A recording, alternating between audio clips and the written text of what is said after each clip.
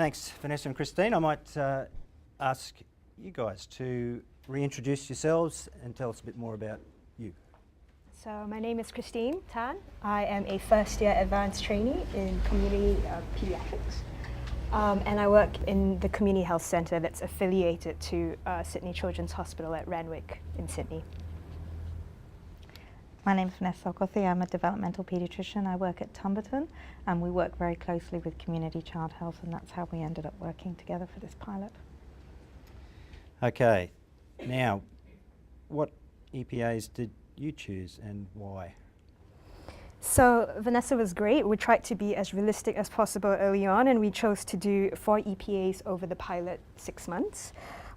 It's my first year, so it was quite free game for everything. And I decided to choose one from pretty much each domain.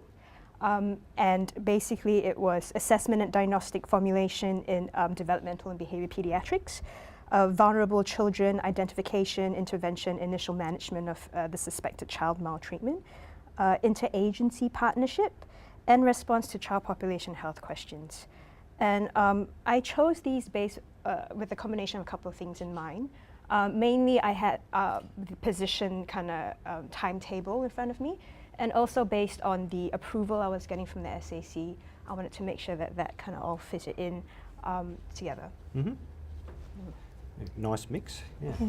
Yeah. I supported Christine's choices, but I think in retrospect that I would in future guide them more specifically towards those things that we were working together on, because Christine was doing a number of jobs with a number of different consultants within the teams that we work, and I think that was difficult. So I think I would be more explicit about which EPAs are actually realistic within the term that we were doing.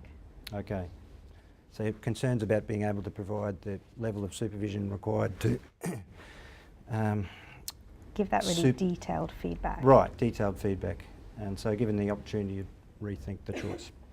Sounds like good advice. All right, now what were your initial expectations of the EPA pilot, and were these expectations met? Expectation-wise, I didn't really have a whole lot of expectations. I mean, I didn't really know about it until I was told, do you want to do this? Sure, sounds good. Sounds like a good thing to do. You're expected to participate. You know, it was good, it was good. Vanessa is lovely, and she's a great supervisor and mentor. Basically, sorry. My expectation was that I would be given some information, I would read. Obviously, I had to pick what I thought were my goals and how I wanted to direct my learning. And I had to complete paperwork, and I had to, set times to meet Vanessa. And essentially, that was what I thought the expectations would be. Yeah. That's good.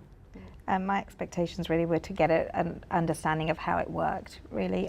So I'd known about EPAs in terms of other training programs and had an awareness that they were perhaps coming. I wear a different hat with HETI, and I really trying to get as much information to understand that if we were going forward, what would be required of supervisors particularly, and how we might be able to facilitate that rollout. And I did get an awful lot of information about the practicalities of actually using them, and feel like I'm in a much better position to be part of that going forwards. And did anything sort of come out of left field and that happened, or just worked completely different to the way you thought it might?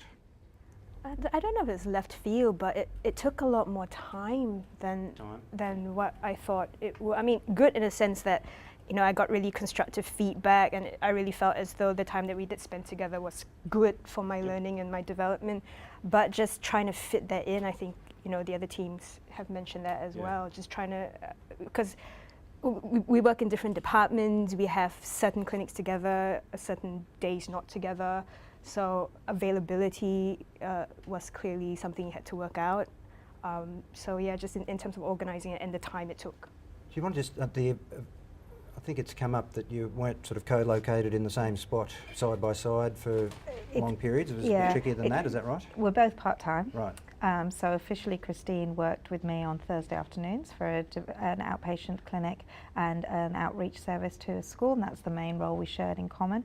We do on call together, but a lot of the other roles, so we didn't quite coincide on every day, and we didn't coincide for the rest of Christine's clinics. So although I was getting feedback from the other consultants and the other team members, it's not the same as actively supervising them. And so I was supervising but not observing, and I think you need to actively observe this skill development to be able to provide the feedback within this framework, which I think is really helpful and really useful. But you need to actively be with the trainee for the EPA you're judging. So it was fine for the developmental EPA because that's what we were working together. But for example, the vulnerable children, the child protection EPA, our on-calls didn't line up very often, and when they did, they weren't particularly busy on calls, so that was very difficult to then provide that really detailed feedback about how her skills were progressing through that time, although I know they were because that was the feedback I was getting from colleagues. Okay, so in the sort of part-time setting, more coordination, challenges, be realistic about which you choose. It did take a bit of extra time, but it was time well spent, is that? Yeah, definitely. Okay. I think you would, going forward, I would suggest that a different supervisor owns a different EPA if that supervisor is doing that particular part of the rotation. Mm-hmm. Now, how has the EPA pilot impacted upon your performance as a trainee and as a supervisor? Yeah, look, I have an answer here that I might modify. Sorry, Vanessa. But initially when I heard that, I thought, oh, I'm not sure whether the EPAs themselves actually modified my performance. I felt as though I was still going about doing the best job I would do with or without the EPA there. And that was my initial thought. But in retrospect, the feedback that actually Vanessa gave me specifically about improving some of the aspects of learning about developmental kind of assessment, I really found really helpful, and I think that went to improving my performance. Okay, so it's all right to have a lot of fancy words, but it's the quality feedback wrapped around that that's important? Yeah. I thought I was better able to supervise within this framework because it was such a detailed approach to the skill sets, and I was very able to highlight progress and areas to then move forward to. So in terms of planning future training and giving detailed feedback, that they were really helpful. Okay, thank you. Now, similar to my assignment that I gave to Viola and Gihan, I'm going to give you both a scenario which is slightly different and involves explaining how to use EPAs in practice. So, Christine, you're having a nice hot cup of English breakfast tea. Oh, my favourite. Not a coffee drinker. Good choice. With a trainee colleague who's new to the concept of EPAs and will be using them in the next training period. So what advice would you give to your colleague about how to use the EPAs during that rotation? I think get familiar with it. So I think the book that we're provided with is very comprehensive. So find out a little bit more. Pray for a good supervisor. That's somebody that you get along with, somebody who's willing to work with you on it, because I think it's very much a team approach in having it done and having it work well. Same with Viola and Dr. Gihan, it's being realistic. I think Vanessa was great at trying to tell me, we've got 6 months, we know we have these clinics that you do. It gave me some direction, not thinking I had to pick 8 EPAs and try and work through that. So definitely be realistic.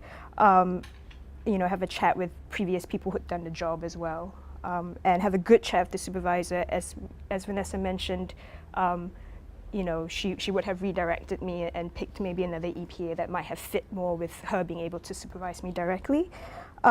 Be specific when it comes to evaluation. So I agree with the previous team about setting times ahead of time, having it scheduled and planned, and having we're going to do the direct observation here for the mini CX. After this clinic, we'll do the CBD. Have it quite structured and planned. I think that's basically. Thank you. It's a really good point about the team effort bit. That's really important to bring out. Thank you, Christine. Vanessa, double espresso for you. Long night. Yeah, that's right. Long night on call. Maybe a triple. Anyway, you're meeting with a supervisor colleague who is new to the concept of EPAs and will be using them in the next training period. So what advice are you going to give to your colleague on how to use the EPAs and with their trainee during the rotation? I think they need to read the manual, and I think they have to identify which EPAs are realistic within their service and what role the supervisor takes that they're intimately involved with, because they're the only EPAs really that I think you can work through during a term. I think you need to then guide your trainee towards those EPAs that are achievable within the term. I think you need to meet often and early. I think setting the EPAs, but I would then have a period of observation before you actually did those initial levels, so you actually know where the trainee's at, and then revising those levels as you go through the term and provide that detailed feedback going back. I think you do need more time, and you need to schedule that in. And if you're sharing the trainee, you need to share the EPAs. Thank you very much. Great stuff. Please thank Vanessa and Christine.